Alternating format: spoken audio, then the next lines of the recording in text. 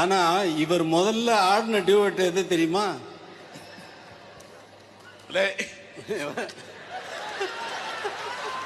அது நான் தானே சொல்லணும், உங்களுக்கு தெரியாது இல்லையா? அவர் சைடுல இருந்து அவர் சொல்லிட்டு இருக்காரு, என் சைடுல இருந்து நான் சொல்லணும் இல்லையா சில உண்மைகளை. மாசிலா நிலவேனம் காதலை மகிழ்வோடு மாநிலம் கொண்டாடுதே கண்ணே, மாநிலம் கொண்டாடுதே. இதை நாங்க ஹார்மோனியம் வாச்சிட்டு கீழே இருந்து பாடணும்.